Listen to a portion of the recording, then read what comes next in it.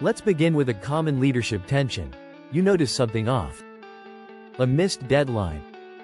A presentation that fell short.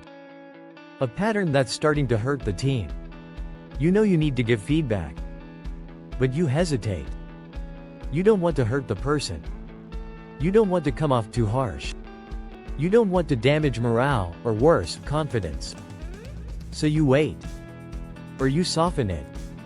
Or you say it halfway, hoping they'll just get the message, and what happens? Nothing changes. Or worse, resentment builds. Welcome back to the Lead Lab. Today's episode is about how to give honest, constructive feedback, without crushing confidence. Because when feedback is delivered right, it doesn't just correct behavior, it builds people. Compass first. Feedback isn't a confrontation. It's a contribution. Let's reframe the word, feedback. It's not a performance review. It's not punishment. It's not an attack on identity. It's a contribution to someone's growth. And that shift in mindset changes how you speak, and how it's received. Brain research insight. According to Gallup, only 26% of employees strongly agree that the feedback they receive helps them do better work. Why? Because too often, feedback is vague, delayed, or defensive. So if you want to help someone improve, ask yourself, am I speaking to fix or am I speaking to build? Because the goal of feedback isn't to be right, it's to be useful. Mirror second. Speak to the work, not the worth. The fastest way to crush someone's confidence? Make it personal. You're careless. You always mess this up. You're not focused.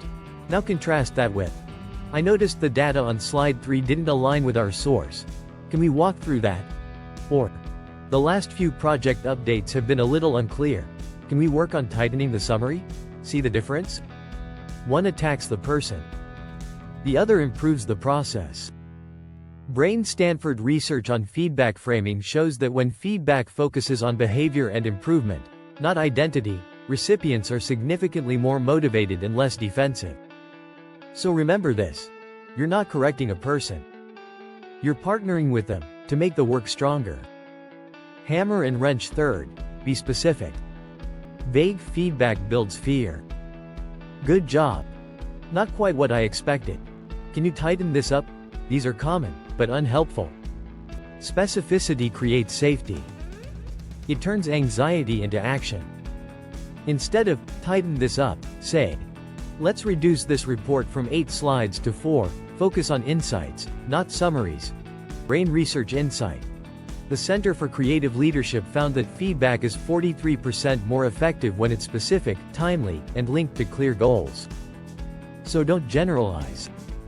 Anchor your feedback in the work, in the moment, and in the goal.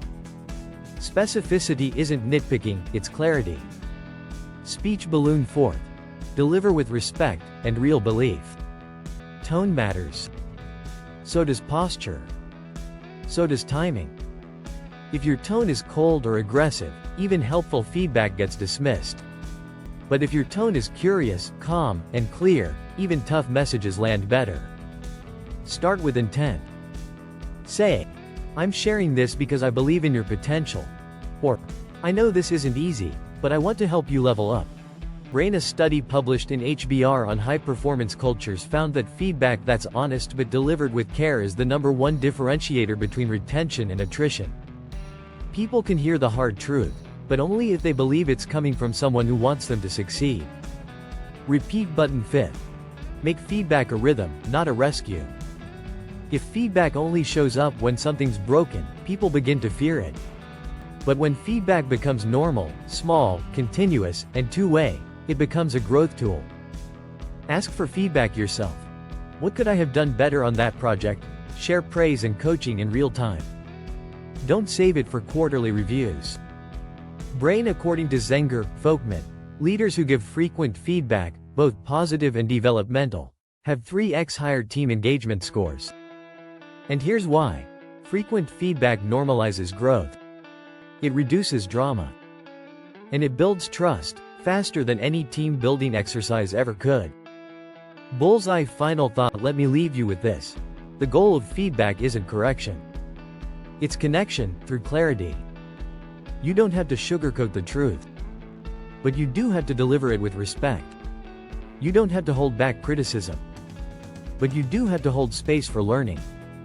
Because real leadership isn't just about pushing performance.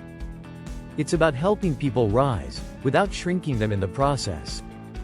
Thank you for joining the Lead Lab for episode 17. If this helped you rethink how you give feedback, or how you receive it, share it with a peer, a manager, or even your team. And if you're here to lead with truth and care, subscribe. Because leadership isn't just about what you say. It's about what you help others become.